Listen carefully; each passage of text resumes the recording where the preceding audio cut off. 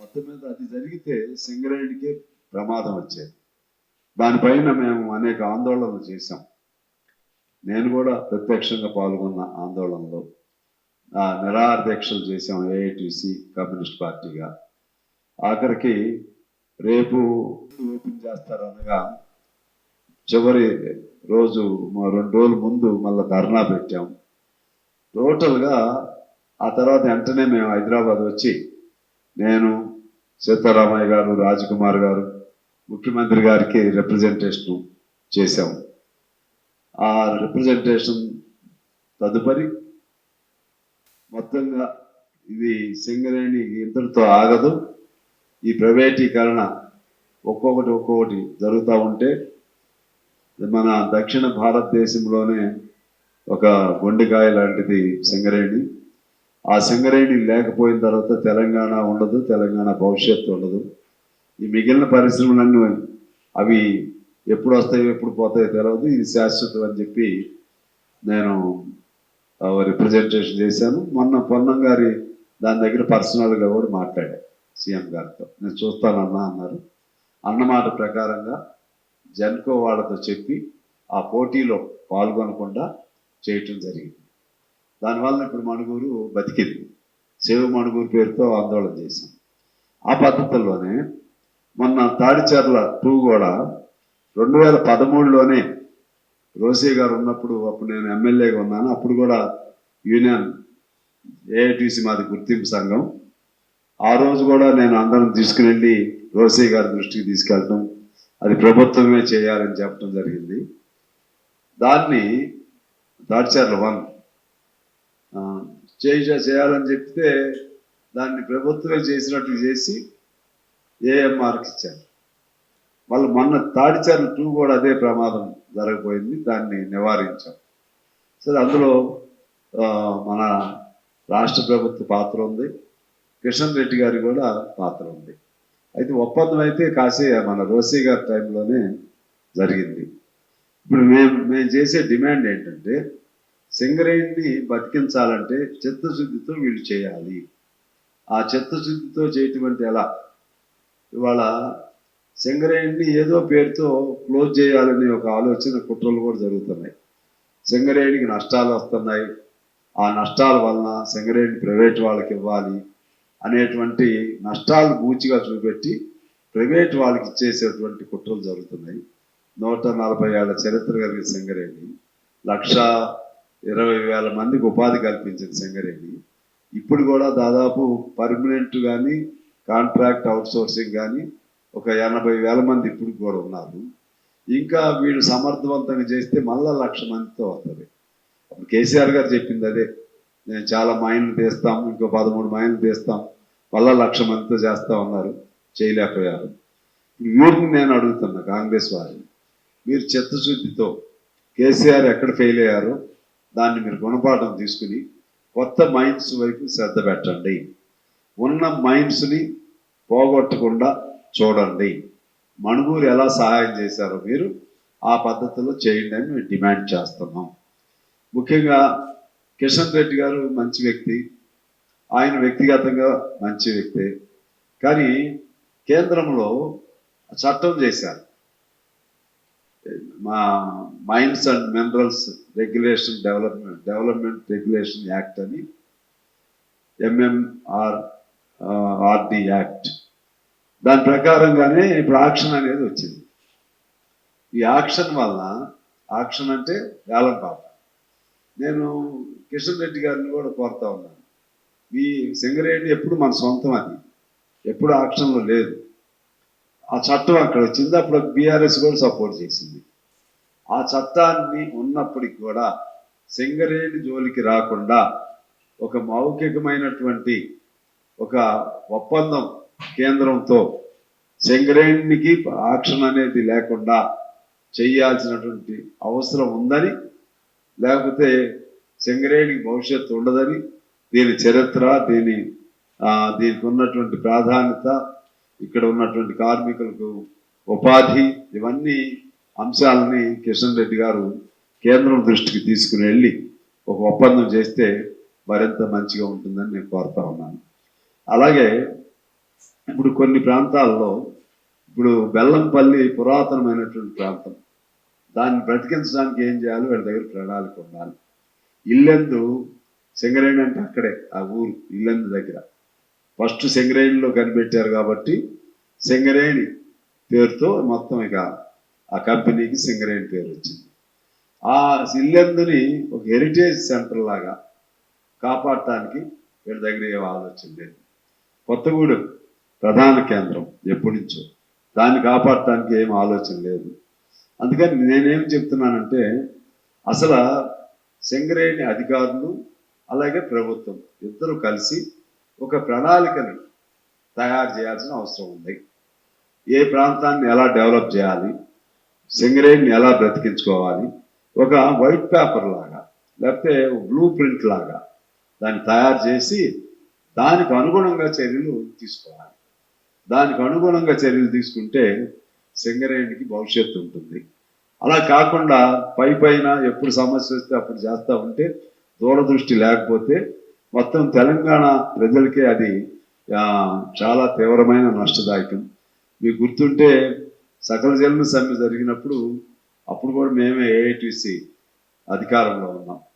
అక్కడ టోటల్గా ఆర్టీసీ కూడా మేమే ఏఐటీసీ గెలిచి ఉన్నాం. సకల జనుల సమ్మెలో టోటల్గా 30 పైన రోజులు ఉన్నట్టుంది. అది కంటిన్యూగా పనులు మానేసుకున్నటువంటి సంస్థ అది. అందువలన సింగరేణి పైన ఓ నిర్దిష్టమైనటువంటి ఒక బ్లూ ప్రింట్ తయారు చేయాలి. తయారు చేసి సింగరేణికి నష్టాలు ఉంటున్నాయి అన్నారు. ఈ పాయింట్ మీరు కాస్త గమనంలో తీసుకోండి. సింగరేణికి 56,000 కోట్లు ప్రభుత్వం అప్పు ఉంది. ప్రభుత్వం కానీ, జెన్కో కానీ, ట్రాన్స్కో కానీ, డిస్కమ్ కానీ ఈ కోల్ తీసుకుని 56,000 కోట్లు అప్పు ఉంది. 56,000 కోట్లు అక్కడ పెట్టుకుంటే ఆ ప్రభుత్వం ఉన్నప్పుడు 20,000 పైన ఉంది, 22,000, 24,000 రిమైనింగ్ ఇప్పుడు ఈ ప్రభుత్వం వచ్చినప్పుడు ఇలా అప్పు చేస్తూ ఉండి మరి సింగరేణి ఎట్లా బతికిద్దండి? సింగరేణిలో కాంట్రాక్ట్ కార్మికులు 40,000 మంది ఉన్నారు. వాళ్ళకి అతి తక్కువ జీతాలు, వాళ్ళ భవిష్యత్తును పట్టించుకోరు. వాళ్ళు ఎట్లా బతుకుతున్నారో చూడరు. అది ఏ ప్రభుత్వం అయినా కానీ అనేది మంచి చెప్తున్నాను, చెడు చెప్తున్నాను. మణుగూరుని కాపాడినందుకు ముఖ్యమంత్రి గారికి ధన్యవాదాలు. మణుగూరుని కాపాడినందుకు ఇతర ఉప ముఖ్యమంత్రి గారికి ధన్యవాదాలు. అలాగే తాడిచెర్లలో పాత్ర వహించినందుకు రాష్ట్ర ప్రభుత్వానికి, కేంద్ర ప్రభుత్వానికి, రేవంత్ రెడ్డి గారికి, కిషన్ రెడ్డి గారికి ధన్యవాదాలు. ఇప్పుడు మరి కార్మికులను బతికించాలి కదా, దానికి మీరేం చేస్తున్నారు అని అడుగుతున్నా. ముఖ్యమంత్రి గారిని, కిషన్ రెడ్డి గారిని అడుగుతున్నా. వాళ్ళకి 8,000, 9,000, 10,000 జీతం. ఒక పర్మనెంట్ కార్మికుడి కంటే ఎక్కువ పని చేయించుకుంటారా? కనీసం మరి లాభాలు లేవు అంటారు. ఆ లాభాలన్నీ ఎటుపోతున్నాయి? ఆ లాభాలన్నీ మీరు గవర్నమెంట్ దుర్వినియోగం చేస్తుంది. అందువలన సింగరేణికి సంబంధించిన స్పష్టమైన విధానం ఉండాలని నేను గవర్నమెంట్ని డిమాండ్ చేస్తున్నా. దానికోసం ఏఐటీసీగా మేము ముందుకెళ్తాం. కమ్యూనిస్ట్ పార్టీ, నేను ఏఐటీసీ గౌరవాధ్యక్షుడిని, అదేవిధంగా కమ్యూనిస్ట్ పార్టీగా ఈ పోరాటాన్ని కొనసాగిస్తాం. రెండోది, ఇప్పుడు సమ్మెకి పిలిపించాం. సమ్మె ఈ పిలుపులో ఇప్పుడు చర్చలు కూడా జరుగుతున్నాయి. అక్కడ ఖచ్చితంగా సమ్మె పిలుపుల్ని, సమ్మె ఇచ్చిన డిమాండ్స్ ప్రభుత్వం మీద భారం కాదు, కంపెనీ మీద భారం కాదు. ప్రెస్టేజ్కి పోకుండా ఆ సమ్మెను పరిష్కారం చేయకపోతే ఖచ్చితంగా సమ్మె చేస్తాం. సమ్మె చేస్తే ఇంకా ప్రభుత్వానికి కానీ, సింగరేణికి కానీ, కార్మికులు కూడా నష్టం. ఆ విధంగా కాకుండా సుహృద్భావ వాతావరణంలో సమ్మెను పరిష్కారం చేయాలని చెప్పి కోరుతా ఉన్నాం. అదేవిధంగా ఇందాక నేను చెప్పినట్లుగా సత్తుపల్లి OC4 అది ఒకటి కూడా మైన్ ఉంది, దాన్ని కూడా చేయాలి. బెల్లంపల్లి, మందమర్రి దాని కింద కోల్ ఉంది, దాన్ని వదిలేశారు, దాన్ని బయటికి తీయాలి. అలాగే శ్రావణపల్లి మందమర్రి ప్రాంతంలో కొత్త మైన్, అదేవిధంగా చెన్నారం ప్రాంతంలో కొత్త మైన్, సత్తుపల్లి మళ్ళా OC3, OC4 ఆ రెండు కూడా చేయటం వల్ల ఆ ప్రాంతం, అదేవిధంగా కోయిగూడెం ఇల్లెందు ప్రాంతంలో కోయిగూడెం 3 అది కూడా గవర్నమెంట్ చొరవ చేయాలి. అలాగే కోయిగూడు 2 సత్తుపల్లి 2 ప్రైవేట్ వాళ్ళకి ఇచ్చారు, దాన్ని మళ్ళీ వెనక్కి తీసుకోవాలి ఆ రెండింటిని. అదేవిధంగా గుండాల అక్కడ కూడా ఓసీకి అవకాశం ఉంది, ఇదంతా ఇల్లందు ప్రాంతంలో. పెనుగడప కొత్తగూడెంలో, రాంపురం షాఫ్ట్ బ్లాక్ కొత్తగూడెంలో, పెనుబల్లి ఒక పెద్ద మైన్ అయితే అది ఓసి, గరిమెళ్ళపాడు హేమచంద్రాపురం. ఇవన్నీ చేస్తే మళ్ళా 1,00,000 మంది కార్మికులు పడతారు, 1,00,000 మందికి పైగా. తర్వాత వాళ్ళందరూ కూడా కాంట్రాక్ట్ కార్మికులు కూడా చిన్న చిన్నగా పర్మనెంట్ చేసుకుంటూ ఉంటే ఈ రాష్ట్రానికి మంచి భవిష్యత్తు ఉంటుంది.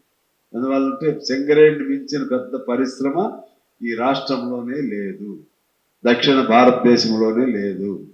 భారతదేశంలో కూడా అక్కడ కోల్ ఇండియా ఉంటుంది, దానికి ధీటుగా కోల్ ఇండియా అంటే బీహారు, ఛత్తీస్గఢ్ ఆ ప్రాంతాలు, జార్ఖండ్ వాటిలో విస్తరించబడి ఉంటుంది. దానికి ధీటుగా ఉన్న పరిశ్రమ మనది. అందువలన ప్రభుత్వాన్ని మేము డిమాండ్ చేస్తున్నాం, వాటిపైన వాళ్ళు శ్రద్ధ పెట్టాల్సినటువంటి అవసరం ఉంది. ఆ తర్వాత ఆర్టీసీకి సంబంధించి ఇప్పుడు మొన్న పెద్ద ఎత్తున సమ్మె జరిగింది, దాని మీద ఎన్నికలు కూడా ప్రకటన చేశారు. కార్మికుల్లో భయం ఉంది, విలీనం అనేది తప్పించుకోవడానికి ఎన్నికలు ప్రకటన చేశారేమో అని. మేమేమంటున్నామంటే హామీ ఇచ్చాడు పొన్నం గారు, ముఖ్యమంత్రి గారు కూడా చెప్పారు ఖచ్చితంగా విలీనం చేస్తామని. ఎన్నికలు తక్షణం జరపండి మీరు ప్రకటన చేసినట్టుగా. ఎన్నికలు అయిన తర్వాత విలీనాన్ని ఖచ్చితంగా చేయాల్సిందే, విలీనం చేయకపోతే మళ్ళా పోరాటాన్ని కొనసాగిస్తామని చెప్పి తెలియజేస్తున్నాను. రైతాంగానికి సంబంధించి ఈ కరువు ఎలినో నేపథ్యంలో చెన్నారెడ్డి కమిటీ వేశారు. చెన్నారెడ్డి కమిటీ సిఫార్సుని యథాతథంగా అమలు చేయాలి. దాదాపు 800 కోట్ల ఖర్చుతో చిన్న రైతాంగానికి డ్రిప్ ఇరిగేషను, లేకపోతే మన వాణిజ్య పంటలు, కరువు అంటే ఆ ప్రత్యామ్నాయ పంటలు, ఇటువంటివన్నీ మేము చేసేది మంచి సిఫార్సులు, దాన్ని అమలు చేయాలి. ఇక కాళేశ్వరానికి సంబంధించి సరే అందరి సమస్యల్ని వర్షం తీర్చింది, అందరి సమస్యలు అటు వారు ఇటు వీరు ఇద్దరు సేఫ్లో పడిపోయారు. ఎవరు గెలిచారో ఎవరు ఓడారో అనేది పక్కన పెట్టి చివరికి వర్షం రాష్ట్రాన్ని గెలిపించింది. ఈ వర్షం లేకపోతే కొంత ఇబ్బంది అయ్యేది. ఇప్పుడు కూడా మేమేమంటున్నామంటే పూర్తిగా ఇంకా పరిష్కారం కాదు, ప్రస్తుతానికి సేవ్ అయ్యాం ఈ వర్షం. దీని తర్వాత భవిష్యత్తులో ఇంకేమేమి అవసరాలు ఉంటే ఇప్పుడే ప్లాన్ చేసుకోవాలి. ఒకవేళ మళ్ళీ రాలేదనుకోండి వర్షం, ఎలినియో ప్రభావం ఉంటుందని అంటున్నారు. అందువల్ల వచ్చిన నీళ్ళని వడిసి పట్టుకుని దాన్ని జాగ్రత్తగా నిల్వ చేసుకుని భవిష్యత్ ప్రణాళిక తయారు చేసుకోవాల్సిన అవసరం ఉంది. అదే పద్ధతుల్లో ఆ 3 ప్రాజెక్టులకి 3 బ్యారేజీలకు సంబంధించి, అది మేడిగడ్డ, అన్నారం, సుందేళ్ళ, దానికి సంబంధించి ఇప్పుడు వర్క్ నడుస్తుంది. అంటే నిపుణులు పనిలో ఉన్నారు. ఆ నిపుణులు త్వరితగతిన పూర్తి చేసి వాళ్ళ సలహా తీసుకుని వాళ్ళు ఏం చెప్తే అది ఈ ప్రభుత్వం పాటించాలి. ఖచ్చితంగా దాన్ని ఉంచి పునరుద్ధరణ చేయవచ్చు అంటే తక్షణం పని మొదలెట్టాలి. అయితే దానివల్ల ఇప్పుడు ఎల్లంపల్లి ఉంది కాబట్టి ఎల్లంపల్లికి ఇప్పుడు ఎస్ఆర్ఎస్పి నుంచి వచ్చే నీళ్లు ఎల్లంపల్లికి, కాళేశ్వరంతో నిమిత్తం లేదు.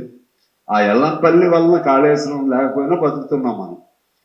అయితే ఈ కాళేశ్వరం కూడా బాగు చేసి పెట్టుకుంటే ఏదైనా కరువు వచ్చినప్పుడు దాన్ని ప్రత్యామ్నాయ సోర్స్ కింద ఉపయోగించుకోవచ్చు. కాబట్టి దాన్ని వాళ్ళు ఇచ్చిన నిపుణులు, మన నేషనల్ డ్యామ్ సెక్యూరిటీ అథారిటీ వాళ్ళు కానీ లేకపోతే వాటర్ కమిషన్ వాళ్ళ ద్వారా కానీ ఇవన్నీ ఎవరికి కానీ ఇంక వేరే నిపుణుల కమిటీ కూడా వేశారు. ఇవన్నీ తీసుకుని దానిపైన శ్రద్ధ పెట్టాలి. ఇక అందుకు ఇంకో సమస్య ఏంటంటే అసలు మొత్తం ఆగిపోయి ఉంది, సగం సగం ఆగి ఉంది. ఈ కొత్తాటి జోలికి వెళ్ళే బదులు మీరు ఎక్కడెక్కడైతే ఆగిపోయి ఉన్నాయో ప్రాజెక్టులు వాటిని పూర్తి చేయండి. వాటిని పూర్తి చేస్తే అసలు నీకు భవిష్యత్తులో సమస్య ఉండదు. ఇవన్నీ అయిపోయినాకే నీకు చేతనైతే ఇంకేదైనా పెట్టుకో. ఉన్నటి అట్లాగే వదిలేసి 25 ఏళ్ళు 30 ఏళ్ళు అయింది ఒక్కొక్కటి స్టార్ట్ చేసి అప్పుడు 1000 కోట్లతో మొదలుపెట్టింది. ఇప్పుడు అప్పుడేమో మా సీతారాం ప్రాజెక్ట్ ఉంది, మొత్తం కలిపి 3,000 కోట్లు, 1515. ఇప్పుడు దానికి దాదాపు 30 నుంచి 40,000 కోట్లకి వెళ్ళిపోతుంది. అట్లా ఏం ఉపయోగం ఉంటుంది దానివల్ల? దానిపైన కూడా ఈ ప్రభుత్వం శ్రద్ధ పెట్టాలి, ప్రభుత్వం తీరిక చేసుకోవాలి. అన్ని ఇప్పుడు ఏమేమి మనల్ని వెంటాడుతున్నాయి వాటన్నిటిపై తీరిక చేసుకోవాలి, తీరిక చేసుకుని శ్రద్ధ పెట్టాలి. ఓన్లీ రాజకీయాలే కాదు, రోజు రాజకీయాలు చుట్టూ తిరిగితే ఏ ఉపయోగం? రోజు రాజకీయాలు కాదు, రాజకీయాల కంటే మించి, లేకపోతే నేను అది చేస్తా ఇది చేస్తా కొత్త ప్రయోగాలే కాదు, ఉన్నాటిని ఏం చేస్తున్నారు. ఇటు కోల్ మైన్స్ లాంటివి, ఉన్న ఎస్టాబ్లిష్డ్ ఇండస్ట్రీస్, ఇటు ఇరిగేషన్. ఈ 2 సమస్యలు అనుకోండి, సగం బాధ, సగం సమస్యలు పరిష్కారం. ఆర్టీసీ అది కూడా దాదాపు 70-80 వేల మంది కార్మికులు ఉన్నారు, ప్రత్యక్షంగా పరోక్షంగా మన రాష్ట్రం మొత్తానికి సర్వీస్ అందించేది. వీటిపైన శ్రద్ధ ఎందుకు పెట్టట్లేదు అనేది నా పాయింట్. ఏం శ్రద్ధ పెట్టరు. తర్వాత మినిమం వేజ్ కార్మికులు ఉన్నారు, దాదాపు 2 కోట్ల మంది అండి, సగం మంది కార్మికులు ఉన్నారు. అంటే వ్యవసాయ కూలీలతో కలిపితే సగం జనాభా ఉన్నారు. వాళ్ళ భవిష్యత్తు గురించి మొన్న మినిమం వేజ్ ప్రకటన చేశారు ముఖ్యమంత్రి గారు. సరే కొన్ని తప్పులు ఒప్పులు ఉన్నా ఏదో కొంత చేశావు. ఇంకా అసలు ఇప్పుడు పంచాయతీల్లో మున్సిపాలిటీల్లో 7,500 8,000 ఇచ్చే జీతంతో ఇప్పటికి దాదాపు ఇంకా 1 కోటి మంది ఉన్నారు. నువ్వు ఇవ్వాల్సిన పని లేదు, ఆ ప్రభుత్వం సిస్టమ్ని ఏర్పాటు చేయి. మరి ఎంతసేపు నేను అభివృద్ధి చేస్తున్నాను, ఎక్కడ ఏం అభివృద్ధి నాకు అర్థం కాదు. అభివృద్ధి అంటే ఏం అభివృద్ధి? జనం సంతోషం ఉండాలి కదా, కింద ఉండేవాడికి తినాలి కదా. మరి వాళ్ళు లేకుండా అభివృద్ధి ఏంటి? మనుషులు లేని అభివృద్ధి ఏంటి? మనుషులు లేకుండా నువ్వు 4th సిటీయా, 4th సిటీ పెట్టు, 5th సిటీ పెట్టు, ఫ్యూచర్ సిటీ పెట్టు, నువ్వు ఏది పెట్టు, ఎవరికి అది నేనేం వద్దంటలేదు. ఎవరు అది ఎప్పటికైద్ది పెట్టుకో భవిష్యత్తు. కానీ ఇప్పుడు వీళ్ళేంటి? నాకు ఎందుకో ఈ పాలకులకి విజన్, ఎక్కువ విజన్ ఉందనుకుంటారు. మనుషులు లేని విజన్ ఎందుకని నేను అడుగుతున్నా. మనుషులు బాగుండాలి కదా. మనుషుల్లో ఏ వర్గం ఎంతమంది ఉన్నారు, వెనకబడి ఉన్నారు, ఊడ్చేవాళ్ళు ఎంతమంది, లేకపోతే మంచినీళ్ళు అందించేవాడు ఎంతమంది, మూటలు మోసేవాళ్ళు ఎంతమంది, అవన్నీ జనమే కదా. వాళ్ళు వాళ్ళ వ్యవసాయ కూలీలు ఎంతమంది, రైతు, అది వాళ్ళ సంగతే పట్టించుకోరండి వీళ్ళు. ఎప్పుడు చూడు ఏదేదో చెప్తా ఉంటారు, ఎవరికి తీరుకుండదు. వాటి మీద శ్రద్ధ పెట్టమని నేను డిమాండ్ చేస్తా ఉన్నాను. అదేవిధంగా తుమ్మిడిహెట్టి కూడా తక్షణం టేకప్ చేయమని అడుగుతున్నాను. తుమ్మిడిహెట్టి తక్షణం, అదంటే అది కొత్తది వద్దని నేను అన్నా, ఇది పాత దానిలో భాగం. అది కొత్త తుమ్మిడిహెట్టి ఒకటి టేకప్ చేస్తే ఆదిలాబాద్ ఆ ప్రాంతానికి కూడా ఉపయోగం ఉంటుంది. నీకు కాళేశ్వరాన్ని మాత్రం అట్లా నువ్వు షోకేస్లో దాన్ని భద్రం పరచుకోండి, అవకాశం ఉంటే. షోకేస్లో బొమ్మ ఉంటుంది చూసారా? ఎందుకంటే ఏదైనా పెద్ద కరువు వచ్చినప్పుడు అప్పుడు ఏమన్నా ఆ ప్రాణాహత నీళ్ళ నుంచి మళ్ళా అటు ఏమన్నా అవకాశం ఉంటుంది. అప్పటి వరకు మామూలుగా ఎల్లంపల్లి సర్వీ చేస్తూ ఉంటుంది. కాళేశ్వరం లేకుండా పంటలు పండుతున్నాయి కదా. ఎందుకంటే లేకపోతే 10-15 వేల కోట్లు కరెంట్ అవుతుంది దానికి, ఎలక్ట్రిసిటీ కాళేశ్వరం ఉంది. అందుకే దాన్ని ఇప్పుడు కట్టిన దాన్ని తీసేయమని అనం, అది ఉంచండి, బాగు చేసి ఉంచండి, రెడీగా ఉంచుకోండి. నాకు ఎప్పుడైనా ప్రత్యామ్నాయం కింద ఉంచుకోండి అని చెప్తున్నాం. అదేవిధంగా ఈలోపు మనకి తుమ్మిడిహెట్టి అసలు ప్రాణాయత చేయవేళ్ళకి అసలు ఒరిజినల్ అది, దాన్ని చేయమని చెప్తున్నాం. అదేవిధంగా మొన్న జరిగినటువంటి ఎన్నికలు ఇది మంచి పరిణామం. రాత్రి వచ్చినటువంటిది మన బీహార్లో పీకే ప్రశాంత్ కిషోర్ చాలా అద్భుతమైనటువంటి సంకేతం భారతదేశానికి. అదేవిధంగా మొన్న జరిగినటువంటి విద్యార్థుల పోరాటం, జన్జీ పోరాటం, పెద్ద మార్పు. నరేంద్ర మోడీ గారు తెలివిగా రిట్రీట్ అయ్యాడు, లేకపోతే మరొక శ్రీలంక, బంగ్లాదేశ్ అయ్యేది ఖచ్చితంగా, నేపాల్. ఎందువల్లంటే అణచలేరు వీళ్ళు. అయ్యంటే చిన్న దేశాలే అణచలేకపోయారు, పెద్దది మొత్తం వచ్చేసింది. వస్తే ఏం చేయాలి, ఎట్లా అణచాలి వీళ్ళు? ఫస్ట్ లాఠీ చార్జ్ పెట్టాలి ఎక్కడికక్కడ. లాఠీ జాతికి లొంగరు. లాఠీ జాతికి లొంగపోతే ఏమైంది? కాల్పులు జరపాలి. టీయర్ గ్యాస్లు అన్ని పోతాయి, కాల్పులు జరపాలి. ఒకళ్ళు ఇద్దరు చచ్చిపోయారు అనుకోండి, రాష్ట్రానికి ఏమైపోయింది? మొత్తం అల్లకల్లోలం అయ్యేది. పిల్లలు మామూలు పిల్లలు కాదు, పిడుగులు అంటారే, పిల్లలు తలుచుకుంటే ఏదైనా చేయొచ్చని రుజువు చేశారు. మహామహా నియంత్రణనే కిందకి రప్పిస్తారు, మహామహా నిరంకుశల్ని కిందకి రప్పించారు. అందుకే ప్రభుత్వం ఈసారి ఇక కుదరదు, మా ఇష్టం వచ్చినట్టు నడుపుతామంటే కుదరదు. ఒకవైపు ఏమో రాముడి దగ్గర దొంగతాను, వాళ్ళకు ఉన్న ఎజెండా ఏంటి? మెయిన్ రామాలయం హిందూ మతం, రామాలయం హిందూ మతంలోనే వీళ్ళందరూ పిల్లలంతా హిందూ మతమే కదా, వీళ్ళే కదా మోడీ మోడీ మోడీ అని నినాదాలు ఇచ్చారు. ఇవాళ అయిపోయింది. ఇంకోటి రామాలయంలో దొంగలు పట్టడం అంటే ఇంకేమైనా ఉందండి? బద్రీనాథ్లో దొంగలు పట్టడం అంటే ఇంకేమైనా ఉందండి? అంటే భక్తి ఏమో ప్రజలదా, భక్తి ప్రజలది, భక్తి ప్రజలదేమో దేవుడి మీద భక్తి, వాళ్ళదేమో ఇంక దేని మీద భక్తి. వాళ్ళ మీద ఏం చర్యలు లేవు అసలు. చాలా ఇప్పుడు అంటే దేని దానికి పాలుకు పాలు నీళ్ళకి నీళ్లు అర్థమైపోయింది ప్రజలకి. ప్రజలు అందరూ మత విశ్వాసకులే, ఒకటి హిందూ మతం, ఒకటి క్రిస్టియన్ మతం. అది నువ్వు హైజాక్ చేస్తావా? రాముడు అందరూ వాడే, నువ్వు హైజాక్ చేస్తావా? ఎంతకాలం చేయగలుగుతావు హైజాక్? అది కూడా ఇదైపోయింది. అందుకని ప్రశాంత్ కిషోర్ గెలుపు ఒక గొప్ప మలుపు, రేపు రానున్న దీనికి గొప్ప మలుపుగా నేను భావిస్తున్నాను.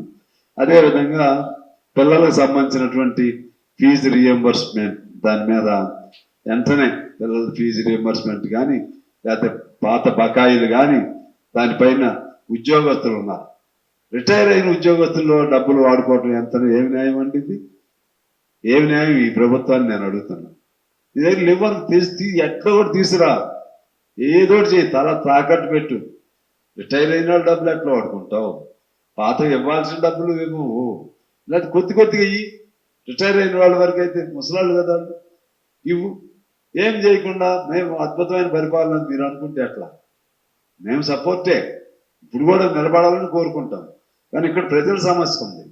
అందుకని అది కూడా ఉద్యోగస్తులది కూడా వాళ్ళు తక్షణం పరిష్కారం చేయాల్సినటువంటి అవసరం ఉంది. ఫీజు బకాయిలు కానీ, లేకపోతే ఇతర చిన్న కాంట్రాక్టుల బకాయిలు కానీ, లేదా సర్పంచుల బకాయిలు కానీ, లేకపోతే ఉద్యోగులకు ఇంకా ఇవ్వాల్సినటువంటి టీఏలు డిఏలు ఇటువంటివి కానీ అన్నీ ఇంటి మీద ఒక ఆలోచన చేయాలని డిమాండ్ చేస్తున్నాను. అదేవిధంగా రేపు అసెంబ్లీ వర్షాకాల సమావేశాలు జరుగుతాయి, ఆగస్టులో జరగవచ్చు బహుశా. దాన్ని చాలా సమస్యలు ఉన్నాయి. టైం మంచిగా ఇచ్చి అడావిడి కాకుండా కనీసం 10 రోజులైన వర్షాకాల సమావేశాలని జరపాలని మేము కోరుతా ఉన్నాం. అలాగే సిపిఐగా ఈ అన్ని సమస్యల పైన 6 నుంచి 14 వరకు పెద్ద ఎత్తున దేశవ్యాప్తంగా పాదయాత్రలు కానీ, ప్రచార యాత్రలు కానీ, ఈ కేంద్రం అనుసరిస్తున్న విధానాలు, రాష్ట్రం అనుసరిస్తున్న విధానాలు అన్నిటి మీద ప్రజలను చైతన్యపరిచే కార్యక్రమం పెట్టాం. సెప్టెంబర్ 1న ఢిల్లీ ముట్టడి కార్యక్రమం సెప్టెంబర్ 1న పెట్టాం. అదేవిధంగా తెలంగాణ సాయుధ పోరాట వారోత్సవాలు రేపు మళ్ళా సెప్టెంబర్ 17 కదా, 11 నుంచి ప్రారంభిస్తాం. అది కూడా పెద్ద ఎత్తున చేస్తాం. ఎందుకంటే సాయుధ పోరాటాన్ని దాన్ని మొత్తం కర్త కర్మ క్రియ మొత్తం కమ్యూనిస్టులే, సిపిఐ పార్టీ అప్పుడు ఉమ్మడి పార్టీ. సో అది కూడా చేస్తాం. తర్వాత రేపు 22వ తారీఖున సుధాకర్ రెడ్డి గారి ప్రథమ వర్ధంతి కూడా జరుపుతున్నాం. ఇది ఇవాళ ఎజెండా. పాలన బాగాలేదు అంటే మొత్తం అన్నట్టు కాదు, నేను చెప్పిన అంశాలు కొన్ని చేస్తున్నారు, సంక్షేమాలు కొన్ని చేస్తున్నారు. ఆ సంక్షేమాల్లో వీళ్ళ సంగతి ఏంటని అడుగుతున్నాను నేను. మీరు చేసేదే పాలన కాదు, మీరు కొన్ని చేస్తున్నారు, అందులో మునిగిపోతున్నారు, మొత్తం చేస్తున్నామని భావిస్తున్నారు. అసలు చేయట్లేదని కాదు, గతం కంటే కొంత బెటర్గానే చేస్తున్నారు. అసలు గతంలో ఇళ్ళే లేవు, ఇస్తున్నారు. గతంలో ఏదో కరెంటుది లేదు, విద్యుత్ ఫ్రీ ఇస్తున్నారు, గ్యాస్ ఇంకోటి కొద్దిగా ఇస్తున్నారు. నేనేమి అది కాదంటలేదు. కానీ అసలు సమస్య ఇంకా ఉంది. అది ఖర్చు లేని పనులు వీళ్ళు చేయాల్సింది. ఇళ్ళు ఉన్నాయి, మర్చిపోయి మేము ఇంక పెద్ద పోరాటం మొదలెట్టాం. ఇళ్ళు ప్రతి పేదవాడు చేసుకున్న ఇంటికి ఇంటి పట్టా ఇవ్వాలి. మీకేం ఖర్చు అయిందండి అది? అది పరిపాలన మీకు అవగాహన లేదు తనమే కదా. ఇళ్ళు వేసుకొని పీకలేరు కదా మీరు. లక్షల ఇళ్ళు ఉన్నాయి, హైదరాబాద్లోనే లక్షల ఇళ్ళు ఉన్నాయి, గుడిసెలు ఉన్నాయి. ఇప్పుడు కాదు, ఎప్పుడో 25-30 ఏళ్ళ నుంచి. వరంగల్లో ఉన్నాయి, లేకపోతే ఖమ్మంలో ఉన్నాయి, కొత్తగూడెంలో ఉన్నాయి, మన రంగారెడ్డి జిల్లాలో ఉన్నాయి, మహబూబాద్లో ఉన్నాయి, సంగారెడ్డిలో ఉన్నాయి, రాష్ట్రంలో మొత్తం ఉన్నాయి. ఎంతమంది ఇల్లు పీకేస్తారు? వీళ్ళు ఖర్చు లేకుండా పట్టా ఇవ్వండి, అది పరిపాలన. నేనే జనాన్ని సంతృప్తి పరచండి. తర్వాత రాజీవ్ గృహకల్ప పేరుతో చాలా ఇళ్ళు కట్టి వదిలేశారు. మీకు ఐడియా ఉందా? రాజీవ్ గృహకల్ప పేరుతో వేల ఇళ్ళు అట్లా పడి ఉన్నాయి. వాళ్ళు అసలు లేని వాళ్ళకి అందులో ఇచ్చే మార్గం చూడండి. మళ్ళీ కొత్తగా 1,00,000 ఇళ్ళు కట్టిస్తామంటున్నారు. ఇక్కడ నాకు అర్థం కావట్లేదు. కొత్తగా అక్కడేమో తగ్గించేశారు, గ్రామాల్లో తగ్గించేశారు, ఇక్కడ 1,00,000 ఇళ్ళు అంటున్నారు. సరే కట్టండి, మంచిదే. కానీ అయ్యా అవి తగ్గిస్తే మరి ఇప్పుడు అక్కడ ఏం చెప్పాలి జనాలకి? ఏదో వస్తాయేమో, ఈసారి వస్తాయేమో అని చూస్తున్నారు వాళ్ళు. అందుకని ఇది బ్యాలెన్స్ చేసుకోవాలి. పరిపాలన అంటే ఏంటంటే అన్నిటినీ, అభివృద్ధిని, సంక్షేమాన్ని, ప్రజల ఆశల్ని, అభిలాషల్ని, కోరికల్ని, ప్రజల అవసరాలని బ్యాలెన్స్ చేసుకునేదే ఉత్తమ పరిపాలన. అందుకే నాకు అవగాహన, నేను పెద్ద ముఖ్యమంత్రులుగా మంత్రులుగా చేయకపోయినా నాకు చిన్నప్పటి నుంచి నేను మండల అధ్యక్షుడిగా చేశాను. తర్వాత పంచాయతీ వ్యవస్థ నుంచి వచ్చిన వాడిని. ఎక్కడ ఏమి జరగాలో నాకు కొద్దిగా అవగాహన. నేనేం పండితుడిని కాదు, నేనేం మేధావిని కాదు. నాకు ఎందుకనో ఈ సిస్టమ్ పరిపాలన నాకు నచ్చట్లేదు. అది ఏ ప్రభుత్వాలైనా కానీ.